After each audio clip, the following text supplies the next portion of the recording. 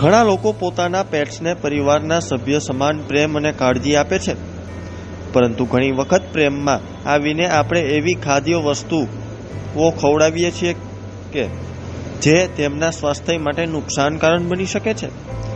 Veterinary officer Arvind ગડાળાના જણાવ્યા મુજબ પેટ્સને દરેક માનવ ખોરાક યોગ્ય નથી હોતો. કેટલાક ફળો અને શાકભાજી તેમના માટે ફાયદાકારક હોય છે, જ્યારે કેટલીક વસ્તુઓ તેમના પાચન તંત્ર અને કિડની પર નકારાત્મક અસર કરી શકે છે. તેથી પેટ્સના આહારમાં શું સામેલ કરવું અને શું ટાળવું તે અંગે જાણકારી હોવી અત્યંત જરૂરી છે.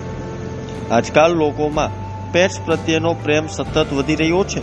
ખાસ કરીને ડોગ્સ અને અન્ય પાળતુ પ્રાણીઓને લોકો પરિવારના સભ્યની જેમ જ રાખે છે.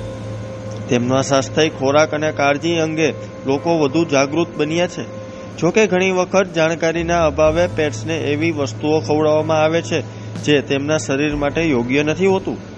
જનરલી શું હોય, અમુક પ્રકારના ફ્રૂટ્સ વેજીટેબલ્સ હોય ને એને હાર્મફુલ હોય છે. અમુક પ્રકારના ફ્રૂટ્સ વેજીટેબલ આપણે એને આપી શકીએ. દાખલા તરીકે કાકડી, ગાજર, બીટ, આ બધી વસ્તુ આપણે એને ખવડાવી શકીએ છીએ. કોબીજ આપી શકીએ છીએ, ચીકુ આપી શકીએ છીએ.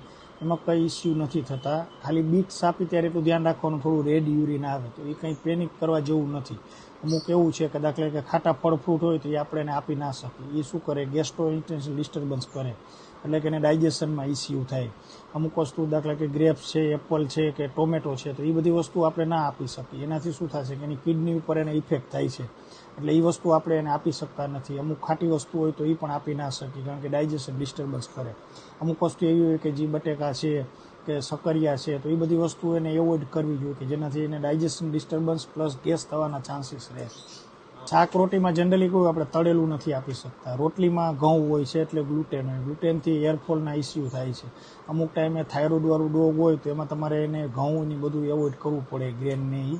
અને શાક એટલે કે દાખલે તેલવાળું છે, મેંદાવાળું છે, આથાવાળું છે, આ બધી વસ્તુ ડોગને એવોઇડ કરવાની. એ આપણે રેગ્યુલરી આપી શકતા નથી. લાંબા ટાઈમ એના માટે હાર્મફુલ હોય છે કે એરફોલના ઇસ્યુ થાય, સ્કિન ડિઝીઝ થાય. આ બધું થવાનું કારણ આ બધું ફૂડ જ હોય છે.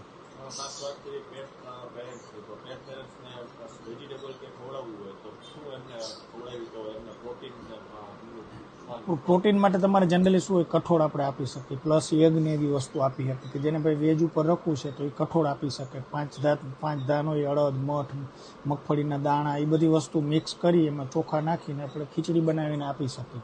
પ્લસ વેજીટેબલ્સમાં તમારે આપવું હોય તો કાકડી, ગાજર, બીટ, કોબીજ, ચીકુ, આ બધી વસ્તુ આપણે આપી શકીએ છીએ. પછી તરબૂચ છે, ટેટી છે, આ બધી વસ્તુ આપણે યુઝ કરી શકીએ છીએ.